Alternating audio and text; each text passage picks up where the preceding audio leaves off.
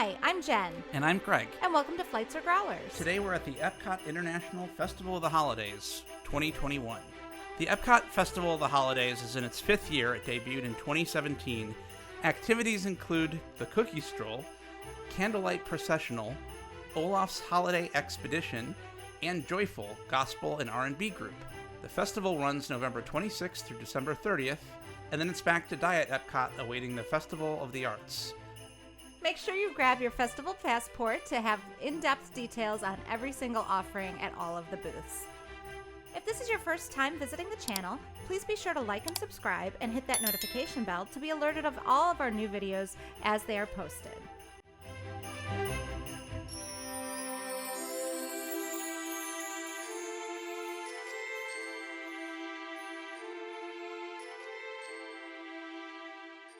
This trip, we started at the Sweets and Treats booth. They have the Three Daughters Brewing Eggnog White Porter, MIA Beer Company Coquito Beer, and Brew Hub S'mores Black Lager. First up is the Three Daughters Brewing Eggnog White Porter. Now, this beer you'll see again later on in the video because they also have it at the American Holiday Table booth. This porter had roasted malty flavor with a touch of eggnog sweetness. The eggnog was, to me, a little bit more subtle, and it's not so much the spice, but it was the creaminess that was really tasty in this beer. I thought it was actually very delicious. Yeah, this was one of my favorites at this booth. It's very good. Next up is the MIA Beer Company Coquito Beer. It was creamy and had a little bit of spice on the finish. It was definitely smooth and drinkable. Yeah, I liked this one a lot. It's not as creamy or thick as real Coquito, which I think I would still choose over this particular beer. But I did think that it was a nice thing to try and a tasty addition to the festival. Last at this booth, we have the Brew Hub S'mores Black Lager. This was a very dark lager with a creamy head. It had a sweet nose and a malt graham cracker flavor with dark cocoa and marshmallow on the finish. Now, if you know me, if you've been watching these videos, you know that I don't really like things that taste like other things. So the marshmallow flavor and all of that is not really for me, but I did think that it tasted good. It was fine. It wouldn't be the one that I picked, but what did you think, Greg? Yeah, and I think this is like the second s'mores flavored beer we've had in a couple months, so interesting that people are trying to tackle s'mores this year, but again, not my favorite. My favorite was the Eggnog White Porter. What about you, Jen? Yeah, I would go for that as well. I think that was probably the best one at this booth. Now, part of the Olaf's Holiday Expedition basically means you go around and you try to find Olaf at the different booths. Here's Olaf in Canada, for instance. This is where he was in 2021. He's probably not going to be here next year. Next up at the Yukon booth, we've got the 81 Bay Brewing Company Maple Cinnamon Coffee Beer, the Plylinda Brewing Company Maple Cookie Blonde, and the Collective Arts Stranger Than Peanut Butter and Banana Porter.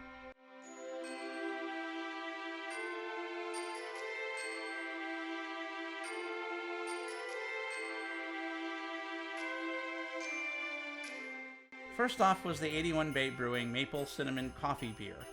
It had maple on the nose, there was a strong coffee flavor with sweetness, there's cinnamon on the finish. I thought it was very smooth and drinkable. Yeah, it was kind of a meh for me. Next up was the Plylinda Brewing Company Maple Cookie Blonde.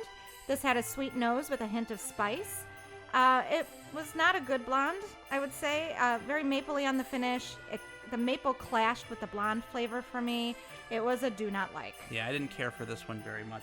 We have the Collective Arts Stranger Than Peanut Butter and Banana Porter.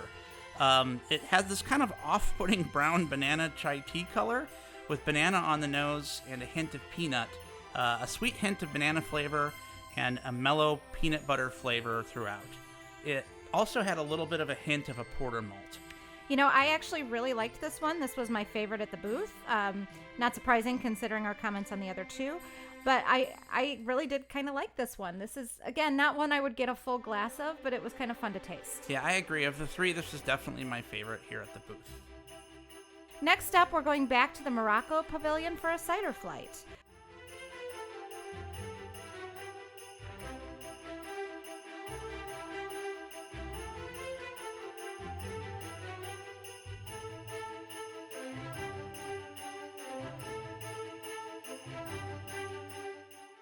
We have Stem Cider's Lavender Apple Hard Cider, Bold Rock Ginger Tumeric Hard Cider, and Woodchuck Cinnamon Nutmeg Hard Cider.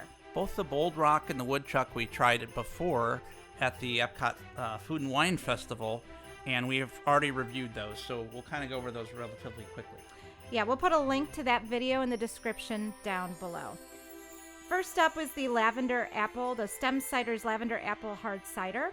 This had lavender on the nose, a sweet dry apple flavor with a hint of tartness, and it finished like a dry white wine with a little touch of sweetness.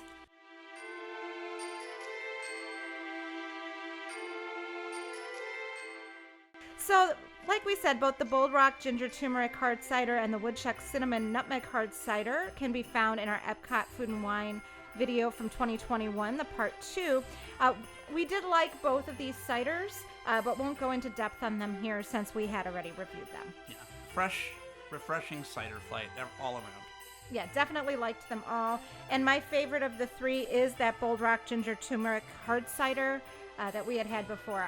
Anytime I see that on a menu, I'm going to order it. Yep, I agree. That was my favorite too. Next up, we went back to the American Pavilion to the American Holiday Table.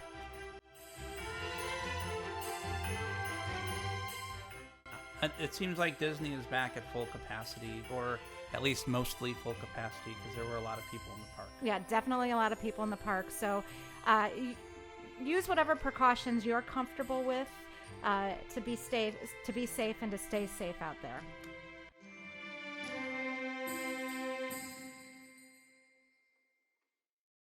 We had the Belle's Bright White Ale, the Three Daughters Brewing Eggnog White Porter that we had at the Sweets and Treats booth, and the Plylinda Brewing Company Peppermint Chocolate Stout. First up was the Belle's Bright White Ale. It had an orange coriander nose. It was good, weedy white with orange and again more coriander. There's a lingering wheat finish. It was delicious and not that spicy and definitely smooth. Yeah, it really did have a nice smooth finish to it. It was really tasty and great. Not really going to go over that eggnog porter again since it's something that we already reviewed in this video. Lastly was the Plylinda Brewing Company Peppermint Chocolate Stout. This one smelled stouty. It smelled like definitely a stout, no mistaking, with a hint of peppermint. And it had like an Andes Candies Frango mint flavor to it. Very chocolatey, minty. And if you're into that, it was good. I'm not into that, but it was very good. Yeah, and I'm not usually a peppermint fan, but actually this was my favorite beer of this flight. Again, it was very stouty and just had that touch of peppermint. For me, it was the Belle's Bright White Ale. That one to me really was the star of this flight, but I can see where you're coming from on that peppermint stout. Lastly, we went to the Bavarian Kitchen for our final beer flight. Now, this one I'm really excited about. Like, if you've been listening to the channel or watching the channel for any given time, you know I really love my German beers and my German style beers, so I was super excited for this particular flight. And there we had the Possman Pure Hard Apple Cider, the Tank Brewing Company Prost Fest Beer, and Ayinger Brewing Celebrator Doppelbach.